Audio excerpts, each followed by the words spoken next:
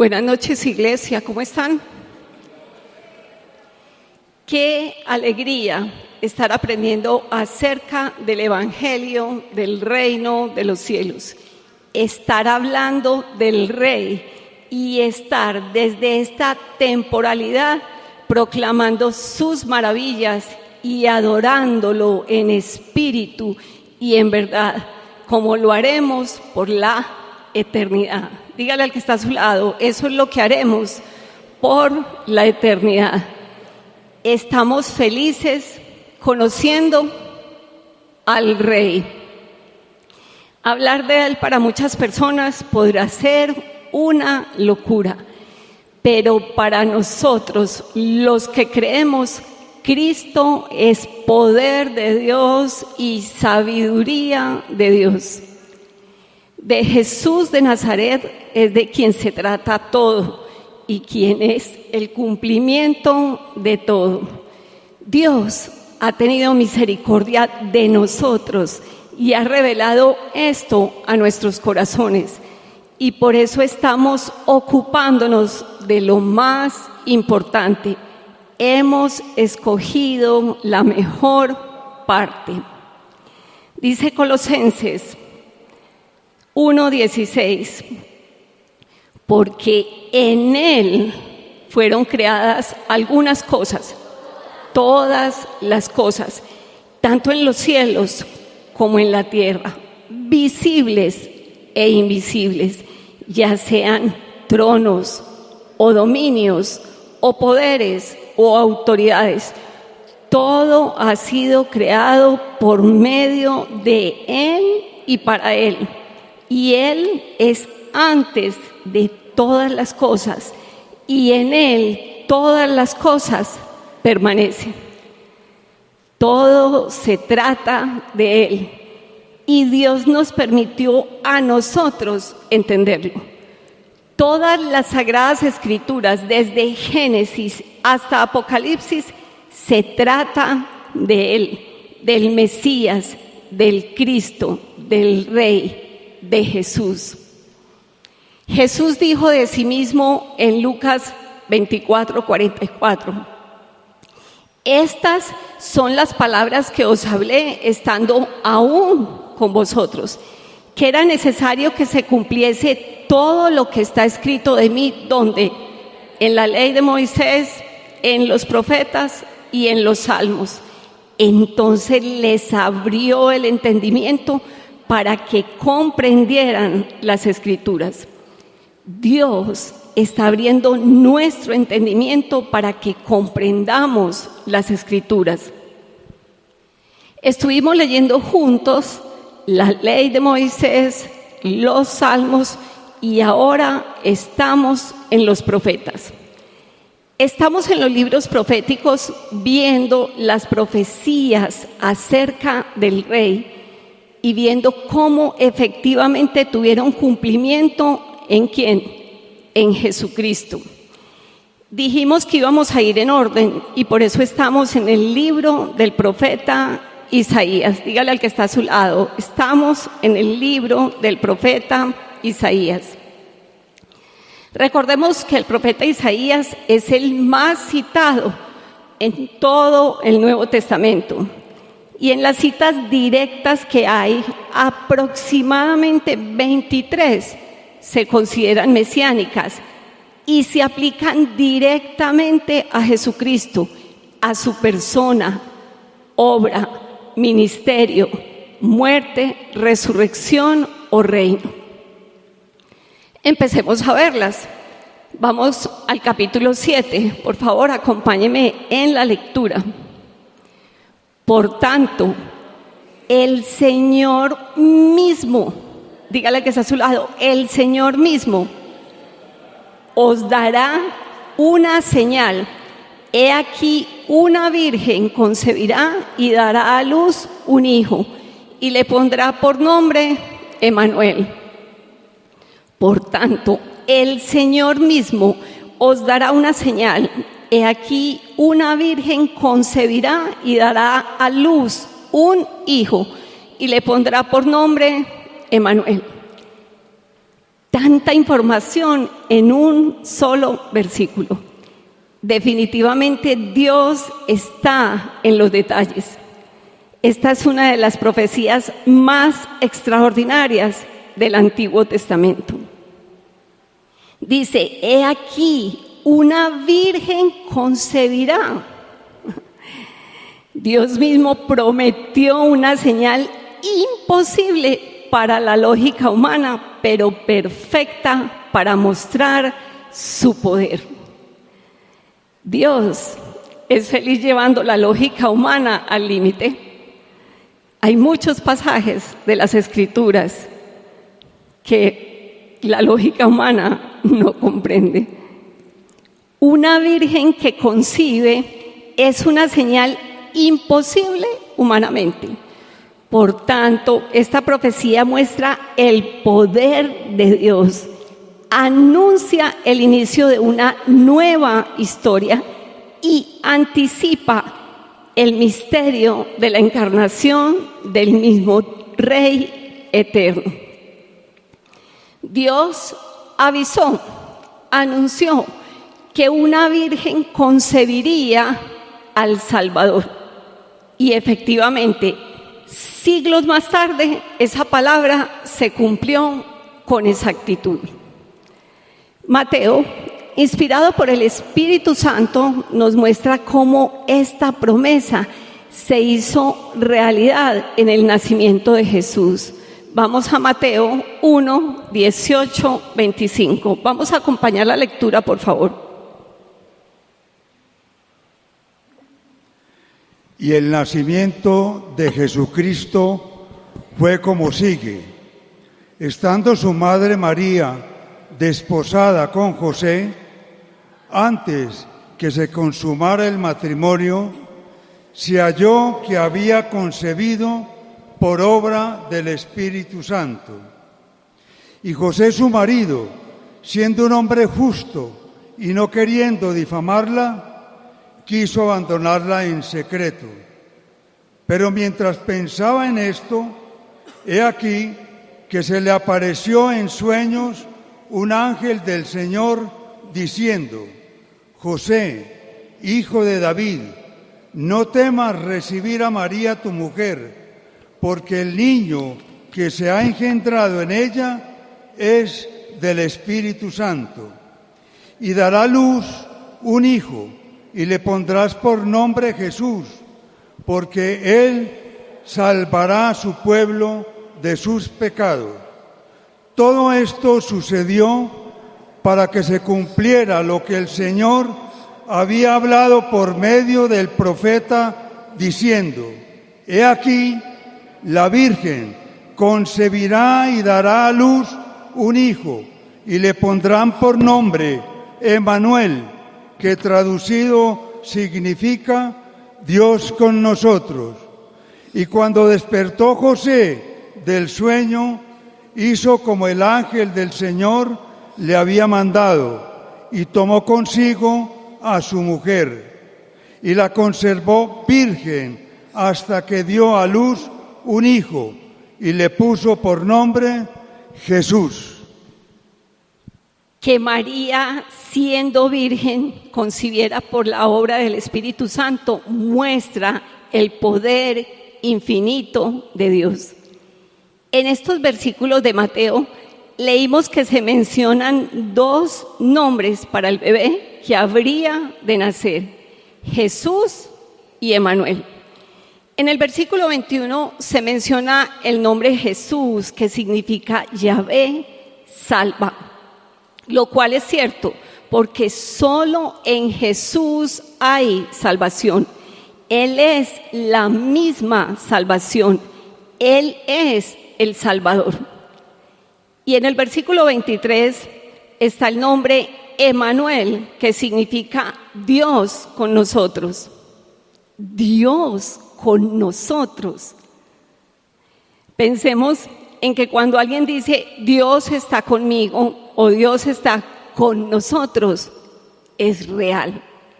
Dios está con todos nosotros y estará todos los días hasta el fin del mundo. donde seguirá también estando, porque dice que Él habitará con nosotros, que seremos pueblo suyo y Él será nuestro Dios. Pero en el caso concreto de este bebé que la Virgen concebiría, es que literalmente era Dios el que había sido concebido. Dígale al que está a su lado, era Dios el que había sido concebido. Al momento de profetizar, seguramente pensaban en un gran hombre que mostraría y representaría la presencia de Dios con ellos, como un Moisés o un David o un Elías. Por la misma razón, los judíos aún esperan un rey terrenal. Es que ¿quién hubiera logrado imaginar que iba a ser Dios mismo hecho hombre? Nadie. Estamos hablando de la encarnación del mismo Rey eterno, el mismo Verbo hecho carne. Dios haciéndose hombre, tomando nuestra naturaleza en semejanza de carne para desde esta misma fragilidad redimirnos. Nadie nunca pudo haber previsto semejante plan maestro. Esto solo puede salir y venir de la mente de Dios. Maravilloso. Esto es un claro ejemplo de cuando la Biblia dice, porque ¿quién entendió la mente del Señor? ¿O quién fue su consejero? ¿O quién le dio a él primero para que le fuese recompensado? Nadie. O cuando en el mismo libro de Isaías, que es el profeta que estamos leyendo, en el capítulo 40 dice, ¿quién enseñó al Espíritu del Señor o le aconsejó enseñándole? ¿A quién pidió consejo para ser avisado? ¿Quién le enseñó el camino del juicio o le enseñó ciencia o le mostró la senda de la prudencia? Nadie. Qué impresión, iglesia, que Dios haya decidido venir a estar entre nosotros. Y no solo eso, sino habernos tenido en cuenta para salvación. Es que, ¿qué necesidad? Eso solo tiene explicación desde algo que se llama amor. Dígale al que está a su lado, amor. Es una historia de amor. Dios no se quedó lejos, sino que vino a vivir entre nosotros y habitó en medio de la humanidad. Se hizo como una de sus criaturas, caminó junto a los pecadores y desde semejante realidad reveló su amor cara a cara. Nuestro Rey no vino a un hotel 5 estrellas, ni a pasar 33 años de lujo en medio de la humanidad. No vino a seguir sus sueños. ¿Qué sueños, iglesia, iba a tener Dios acá sabiendo que Él es el dueño de todo y el creador de todo? No vino a conseguir dinero, ni casa, ni carro, ni beca. Él vino, como dice su nombre, para salvación. ¿Para qué vino? Para salvación. Vino a estar con los que sufren para consolarlos. Vino a estar con los enfermos para sanarlos. Vino a estar con los endemoniados para liberarlos. Vino a estar con los pobres y tristes para llenarlos de esperanza. Y vino a estar con los perdidos para buscarlos y salvarlos. Entre esos estamos nosotros. Todos aplicamos para todo, de todas esas cosas lindas que nuestro Rey vino a hacer: sanar, liberar, acompañar, traer esperanza.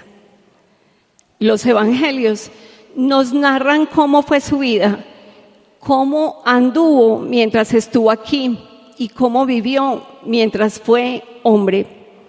Leemos que se acercaba a los que nadie quería tocar, le hablaba a los que nadie les quería hablar y compartía con los que estaban rotos, vacíos y sin rumbo para darle esperanza a todos. Y su mensaje y sus enseñanzas son tan inmensos que hoy, 2025 años después, nosotros seguimos hablando de lo que Él hizo en aproximadamente 3 años y medio que duró su ministerio. Hermoso.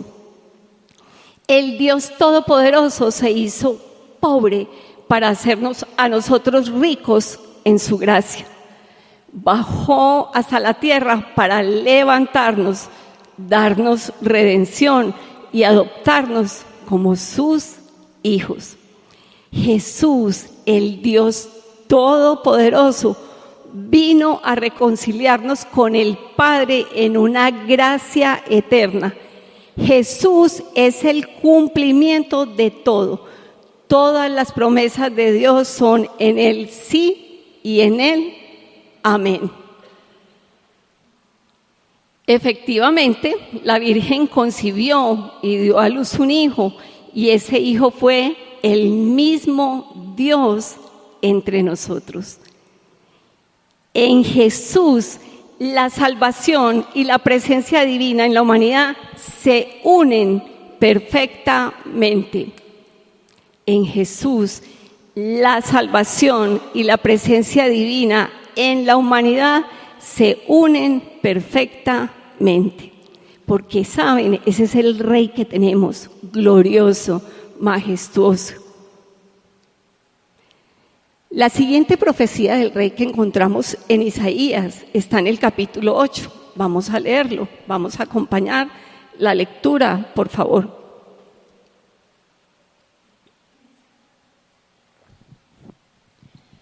Pues así me habló el Señor con gran poder y me instruyó para que no anduviera en el camino de este pueblo, diciendo: no digáis, es conspiración, a todo lo que este pueblo llama conspiración, ni temáis lo que ellos temen, ni os aterroricéis. Al Señor de los ejércitos es a quien debéis tener por santo. Sea Él vuestro temor y sea Él vuestro terror. Entonces Él vendrá a ser santuario, pero piedra de tropiezo y roca de escándalo para ambas casas de Israel, y lazo y trampa para los habitantes de Jerusalén. Muchos tropezarán allí y caerán, y serán quebrantados, serán enlazados y apresados. Ata el testimonio, sella la ley entre mis discípulos. Aguardaré al Señor, que esconde su rostro de la casa de Jacob. Sí, a Él esperaré. He aquí, yo y los hijos que el Señor me ha dado, estamos por señales y prodigios en Israel, de parte del Señor de los ejércitos, que mora en el monte Sión. Qué palabras tan impactantes. Es un texto que nos habla de santuario, piedra de tropiezo y roca de escándalo, y lazo y trampa. Y nos habla además de que a quien hay que tenerle temor. Las personas tienen temor a todo, a la vida, a la muerte, a la situación que estén viviendo, económica, política, y no temen al que verdaderamente deben temer, al Señor, nuestro Rey eterno. Es asombrosa la palabra de Dios. Vamos por partes. La primera porción de estos versículos dice: pues así me habló el Señor con gran poder y me instruyó para que no anduviera en el camino de este pueblo, diciendo: no digáis, es conspiración, a todo lo que este pueblo llama conspiración. Ni temáis lo que ellos temen, ni os aterroricéis. Al Señor de los ejércitos es a quien debéis tener por santo. Sea Él vuestro ¿qué? Temor, y sea Él vuestro terror. Estas son palabras muy similares a lo que Jesús, nuestro Rey, dijo a sus discípulos en Mateo 10. Vamos a leer Mateo 10, 27, 28. Lo que os digo en tinieblas, decidlo en la luz, y lo que oís al oído, proclamadlo desde las azoteas. Y no temáis a los que matan el cuerpo, mas el alma no pueden matar. Temed más bien a aquel que puede destruir el alma y el cuerpo en el infierno. Nuestro respeto, nuestra devoción, nuestra lealtad y nuestro temor no son para los otros seres humanos. Nuestro respeto, devoción, lealtad y temor deben ser para el Señor de los ejércitos, el único y verdadero Dios que es digno de honor y reverencia, y quien tiene la última palabra de qué será de la vida de cada ser humano. Este temor no es el miedo, sino reverencia, respeto y confianza absoluta en la soberanía divina. Estos pasajes de Isaías y Mateo están supremamente conectados porque ambos llaman a cambiar el miedo a los hombres por el temor reverente a Dios. En ambos pasajes se establece que el temor correcto, el temor a Dios, produce paz, valor y fidelidad. Los dos textos enseñan el mismo principio, que el verdadero creyente no teme a los hombres, sino que tiene reverencia y confía en Dios, quien tiene la última palabra sobre la vida y la eternidad. Es precioso cómo toda la palabra se complementa, se conecta. Ese hilo conductor, sin duda, nos muestra que la palabra es inspirada por Dios. Por favor, iglesia, lee, escucha, obedece, ama, desea y predica la palabra de Dios. Enamórate de la palabra de Dios, es lo único importante. La Biblia es la palabra de vida, es Dios mismo hablando, son las palabras y enseñanzas del Dios real y eterno. Tengamos en cuenta que las referencias cruzadas de la Biblia son como puentes entre diferentes versículos, conexiones que muestran cómo un pasaje se relaciona con otro, ya sea por tema, palabra, idea o cumplimiento profético. Nosotros somos testigos de eso cada vez que la leemos. Llevamos meses haciéndolo con las profecías del Rey. Leemos textos similares que se escribieron en lenguas diferentes, con cientos de años de diferencia y por autores de contextos totalmente diferentes. Con ningún otro libro sucede eso, y con la Biblia, sí, con la Biblia pasa. Solo Dios puede inspirar tal coordinación. Años de diferencia, diferentes idiomas, diferentes autores, y todos dicen lo mismo. Isaías pasa de hablar del temor al Señor a mostrarnos quién es ese Señor santo que debemos reverenciar y cómo sería recibido en el mundo cuando viniera.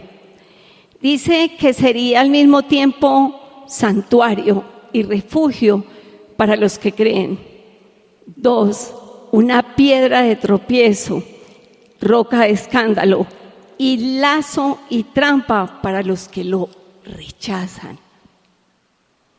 Dice Isaías 8:14, entonces Él vendrá a ser santuario, pero piedra de tropiezo y roca de escándalo para ambas casas de Israel, y lazo y trampa para los habitantes de Jerusalén. Muchos tropezarán allí y caerán y serán quebrantados, serán enlazados y apresados. Empecemos, santuario. Entonces Él vendrá a hacer ¿qué? Santuario. Santuario significa literalmente lugar santo, lugar apartado para la presencia de Dios o refugio sagrado. Es decir, nuestro Rey es lugar sagrado y morada de la presencia divina. En tiempos de Isaías, el santuario era representado en el templo de Jerusalén, que era el lugar donde Dios moraba entre su pueblo. Pero aquí Dios dice, refiriéndose al Señor Jesús, que Él mismo vendrá a ser santuario. Ya no refiriéndose a un edificio, está refiriéndose al mismo cuerpo del Señor Jesús. ¡Qué hermosura! Así lo dijo y así fue. Vamos al Nuevo Testamento. En el Nuevo Testamento esta palabra se cumple completamente en Jesús. Él es el cumplimiento de todo. Él es el santuario vivo. En Juan, el Señor Jesús dice de Él mismo, Juan 2:19, respondió Jesús y les dijo, destruid este templo y en 3 días lo levantaré. Dijeron luego los judíos, en 46 años fue edificado este templo y tú en 3 días lo levantarás. Mas él hablaba del templo de su cuerpo. ¿De qué hablaba? Del templo de su cuerpo. Él mismo dice que Él es el templo. Ahí está el cumplimiento. En el original, en Juan 1, dice de una forma muy clara. Leamos en una versión que es muy fiel al original, en la BTX. Y el Logos, o sea, Jesucristo se hizo ¿qué?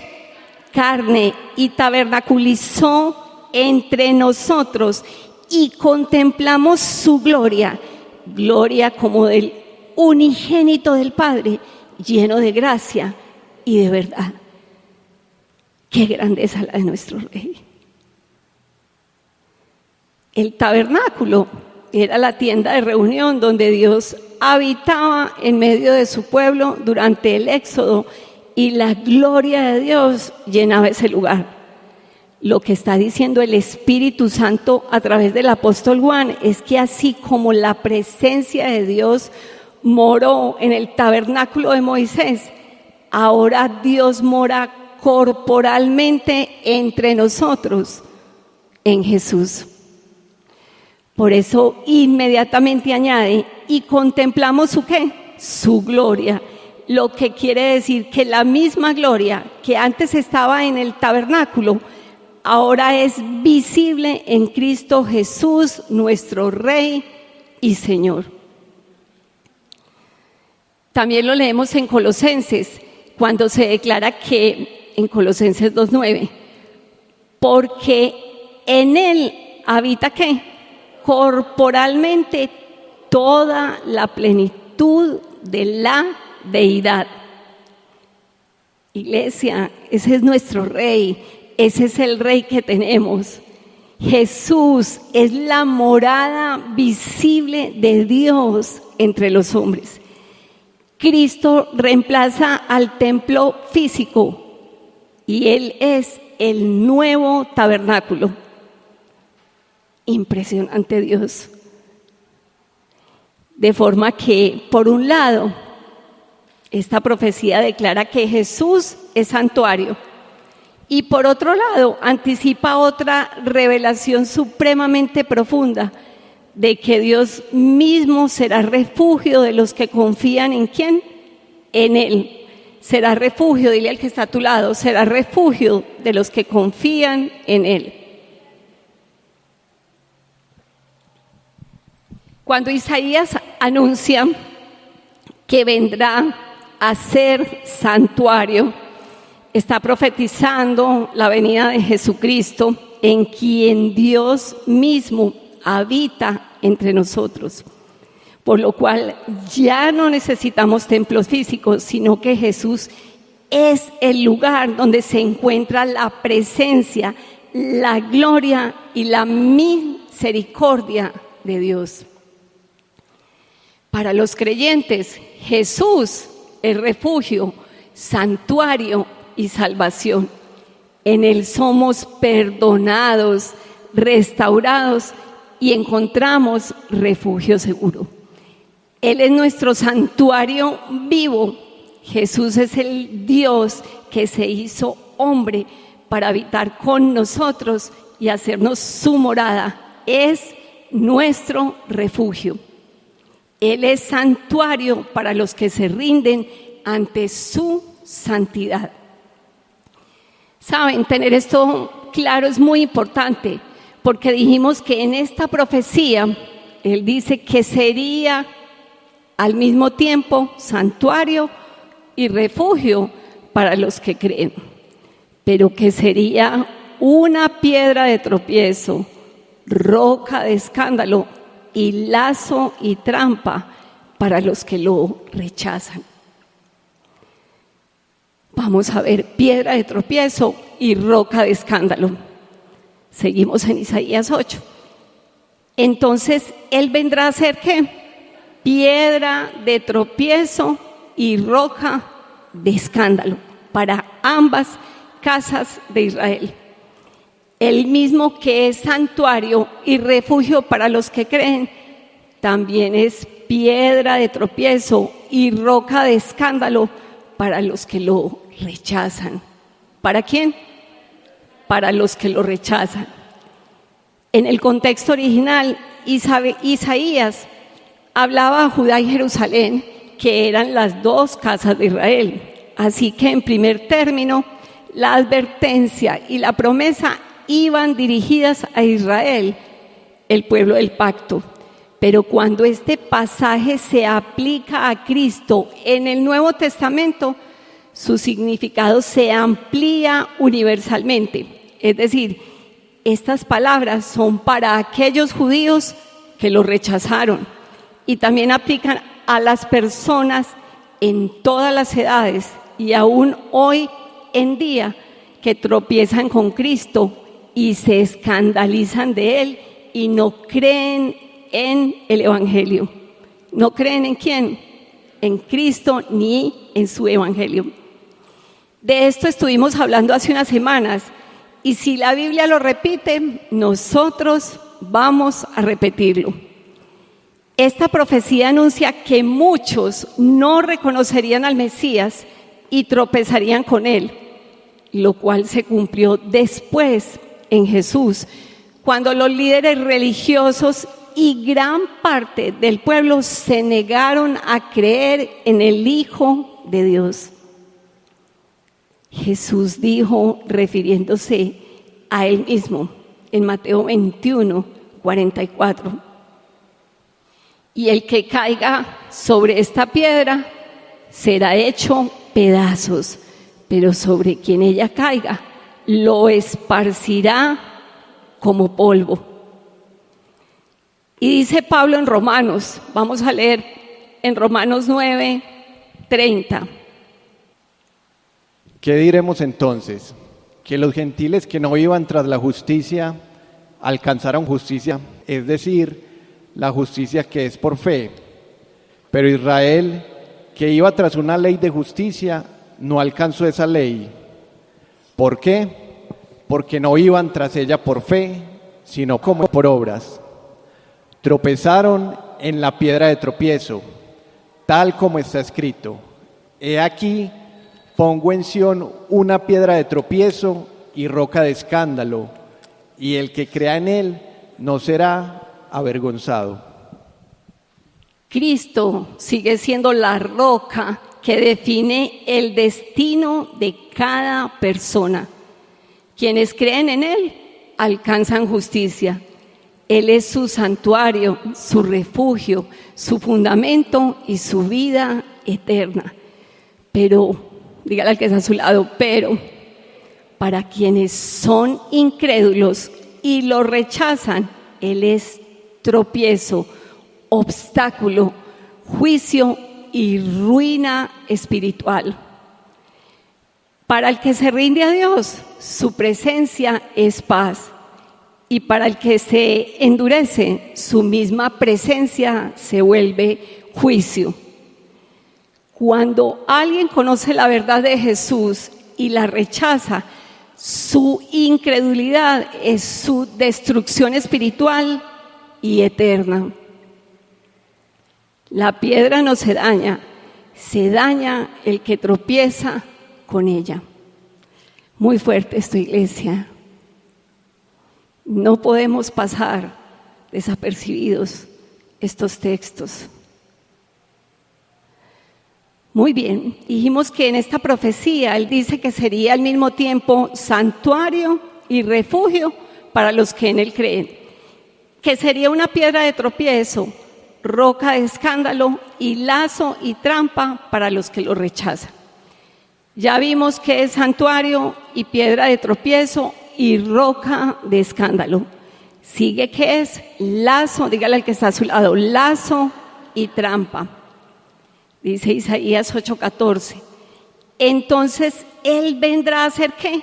Lazo y trampa para los habitantes de Jerusalén. Vuelvan a leer, por favor. Entonces Él vendrá a hacer lazo y trampa para los habitantes de Jerusalén.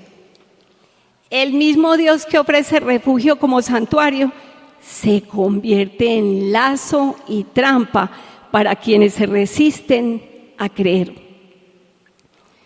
Lazo y trampa significa un obstáculo oculto que causa caída y cautiverio. En el lenguaje bíblico, lazo y trampa representan aquello que enreda, captura y domina. Lazo hace referencia a esas trampas en la cacería o a una cuerda o red usada para atrapar animales. Y trampa es el señuelo o el dispositivo oculto donde cae la presa. En sentido espiritual, podemos ver que la misma presencia divina que salva a unos, revela y juzga la incredulidad de otros. Así como un animal cae en una red, el ser humano queda preso en su propia obstinación cuando rechaza al Mesías. Él no desea la destrucción de nadie, sino que es la misma incredulidad de las personas las que las atrapa y atrapa su corazón y lo deja sin salida. La única forma de recibir salvación es a través del Señor Jesús. Dígale al que está a su lado.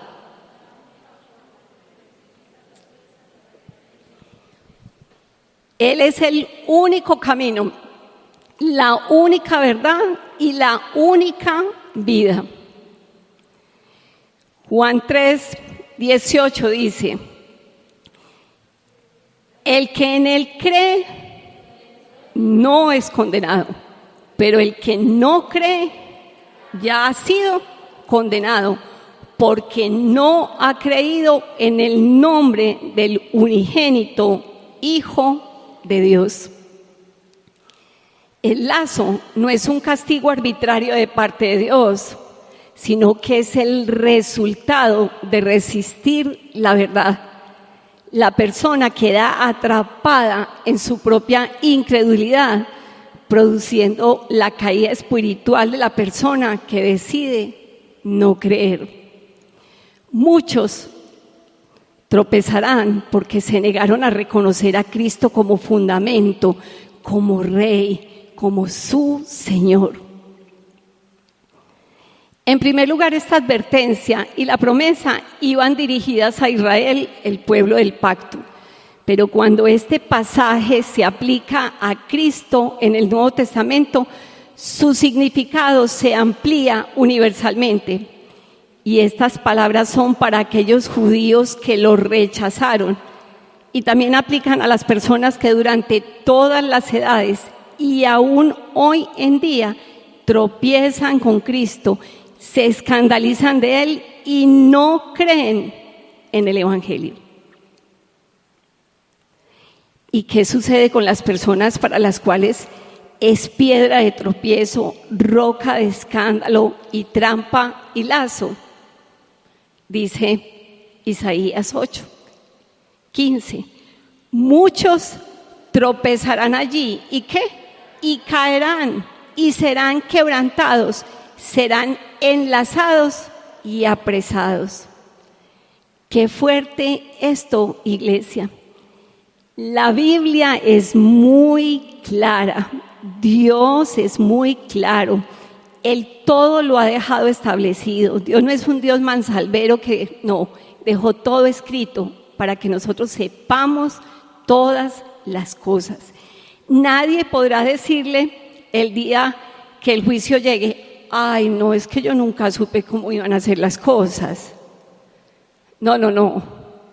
Y nadie podrá preguntarle como excusa, ¿y eso como cuándo o dónde fue advertido? Él ha sido muy claro, todo lo dejó dicho. Iglesia, lo que hablamos es muy serio, o mejor dicho, lo que Dios está hablando es muy serio. Por eso el mensaje que predicamos es tan importante. Porque solo en Jesús hay vida eterna. Y las personas solo tienen dos opciones. Creen en Él y tendrán su salvación, o lo rechazan, lo cual será ¿qué? Su condenación. ¿Lo aceptas o no lo aceptas? ¿Lo recibes o simplemente le das la espalda? Quiero decirte, iglesia, debes saber esto, porque cuando le hables a otros en tu corazón, debes conocer que no todos recibirán el mensaje de vida. Eso pasa. Dice, ay, si hay gente que dice que no quiere. Sí, iglesia, hay gente que dice eso. Eso pasa. Por eso debemos estar preparados para saber que no todos recibirán el mensaje de vida.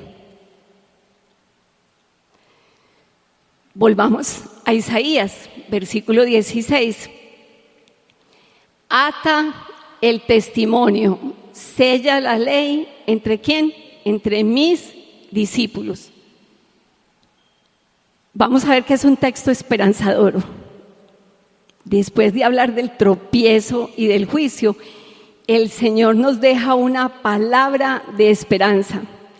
Estos versículos marcan el giro del juicio hacia la preservación del remanente fiel. Estos versículos introducen la esperanza de que la palabra de Dios no se pierde, sino que queda guardada entre los verdaderos discípulos. Aunque muchos se escandalicen del Mesías, muchos, ¿qué puede pasar? Se pueden escandalizar del Mesías y tropiecen en la roca. Dios siempre preservará un remanente fiel de hombres y mujeres que guardan su palabra, que se convierten en testimonio vivo de su gracia, que esperan en Él y en la salvación que se manifestará dentro de poco. Ata el testimonio es una orden de que se guarde firme la verdad revelada. Y sella la ley entre mis discípulos nos muestra que el verdadero pueblo de Dios es aquel que atesora su palabra en el corazón y permanece fiel aun cuando el mundo no crea. Y en los versículos 17 y 18 tiene un gran eco profético. Aguardaré al Señor que esconde su rostro de la casa de Jacob. Sí, a Él esperaré. He aquí, yo y los hijos que el Señor me ha dado, estamos por señales y prodigios en Israel, de parte del Señor de los ejércitos que mora en el monte Sión. Inicialmente Isaías habla como profeta fiel en medio de un pueblo que no escucha.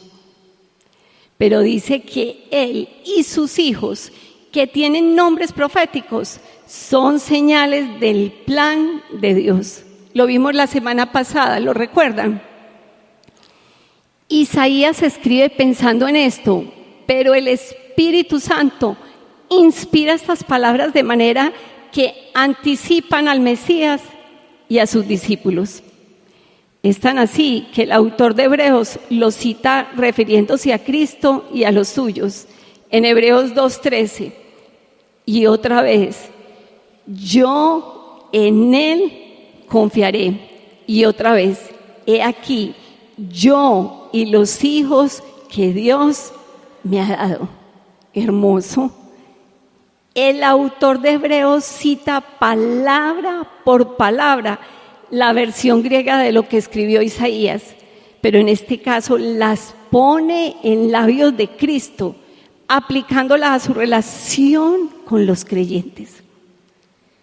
De tal manera, iglesia, que podemos nuevamente decir que Jesús es el cumplimiento final de esta palabra. ¿Quién es el cumplimiento final de esta palabra? Jesús. Jesús es el cumplimiento final de esta palabra. El autor de Hebreos, por medio del Espíritu Santo, lo interpreta así. Dice, Jesús es el que dice, yo confiaré en Él, lo cual muestra su plena dependencia del Padre, incluso en sus sufrimientos. Los hijos que Dios me ha dado se refiere a los discípulos y creyentes redimidos por Cristo. Pensemos en esto que dice Jesús hablando con el Padre en Juan 17:6. He manifestado tu nombre a los hombres que del mundo me diste. Tuyos eran y me los diste y han guardado tu palabra. Por tanto, lo que dice Isaías 8:17 al 18 se convierte en una profecía mesiánica explícita en el Nuevo Testamento. Isaías como figura del Mesías, sus hijos como figuras de los discípulos de Cristo y el testimonio y la ley sellados de lo que se habla en el versículo 16 serían la palabra que Cristo encarna y la cual revela plenamente. Él es el Hijo enviado y nosotros, sus hijos redimidos, somos evidencia viva de que Dios sigue obrando y salvando por medio de su Hijo. Mientras unos tropiezan con la roca, nosotros estamos ocupándonos de edificar sobre la roca. Mientras unos caen en la trampa de la incredulidad, otros por medio de la fe hemos sido sellados y guardaremos el testimonio y la palabra de Dios. Y mientras unos se quieren esconder de Dios, nosotros lo estamos esperando. ¿Nosotros lo estamos qué? Esperando. El Señor ha sido muy bueno con todos nosotros al permitirnos conocer su palabra, dejarnos ver las maravillas de su majestad y al redimirnos, permitiendo que creamos que Jesús es Dios, quien es nuestro santuario, nuestro refugio y nuestro Rey. Así como dice en Corintios, creí, por lo cual hablé. Nosotros creemos, por lo cual hablamos. El Señor nos ha hecho partícipes de su gracia para que también otros conozcan al Rey. Iglesia, no podemos callar lo que hemos visto y creído. Así como alguien un día nos habló de Cristo, ahora nos toca a nosotros anunciarlo con poder, con amor y con verdad. Levantar nuestra voz en adoración y en gratitud porque hemos conocido al Salvador y hemos recibido vida eterna. Tú y yo somos la voz que anuncia en este tiempo y en esta generación su grandeza. ¿Y qué es lo que vamos a decir, iglesia? Que Jesús, Dios, se hizo hombre. 2, que padeció, murió en una cruz y resucitó de entre los muertos. 3, que debemos creer en Él y arrepentirnos porque solo en su nombre hay perdón de pecados. Y 4, que Él regresará.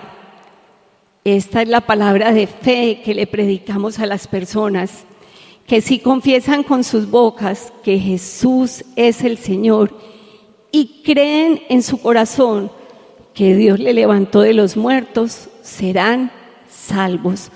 Porque con el corazón se cree para justicia, pero con la boca se confiesa para salvación. Pues la Escritura dice que todo aquel que en Él creyere no será avergonzado. Ese es el verdadero evangelio que entregamos, del cual no nos avergonzamos porque es poder de Dios. Cristo es el poder de Dios. La palabra de la cruz es locura a los que se pierden, pero a los que se salvan, esto es a nosotros, es poder de Dios para los llamados, así judíos como griegos. Cristo, repita conmigo, Cristo es poder de Dios y sabiduría de Dios. Qué privilegio tan grande ser parte de su reino y llevar su nombre a todas las personas que conocemos. Este es el mensaje que arde en nuestros corazones, que Jesús, el Rey, vive y reinará por siempre.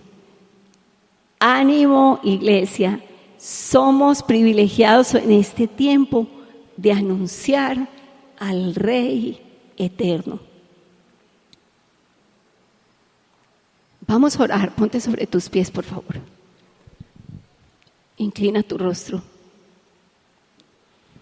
Señor y Dios poderoso, es un regalo enorme estar en tu presencia y entender cada día más y más acerca de tu poder, de tu amor, de tu dominio sobre todas las cosas.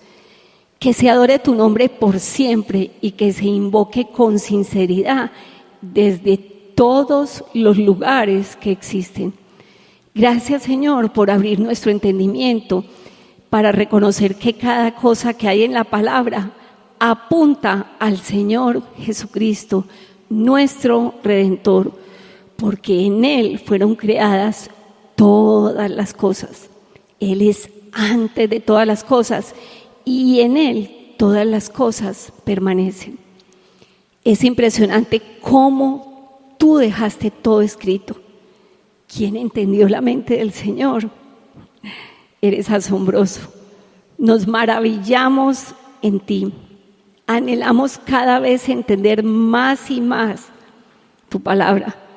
Que nuestro respeto, nuestra devoción, nuestra lealtad y nuestro temor son para ti el único y verdadero Dios que es digno de honor y reverencia y quien tiene la última palabra de qué será de la vida de cada ser humano. qué Rey, el que nos diste, Padre Celestial. Gracias porque habitas en medio de nosotros, que somos tu pueblo. Tú eres nuestro santuario y nuestro lugar seguro. Y gracias porque nos muestras que lo que de ti aprendemos es para contarlo, para anunciarlo, para compartirlo. Mientras regresa nuestro Rey, seremos las voces que anuncian las maravillas del reino de los cielos. Y si tú hoy sigues preguntando, ¿a quién enviaré y quién irá por nosotros? Hoy cada uno de nosotros te dice, heme aquí, envíame a mí. Déjanos conocerte para anunciarte con mayor denuedo, mayor fuerza, mayor honor, mayor sabiduría y mayor determinación, siendo completamente conscientes que el poder viene de ti y la gloria es solo tuya. Oramos creyendo por el poder del Espíritu Santo y en el nombre de Cristo Jesús. Amén y amén. Dios les bendiga.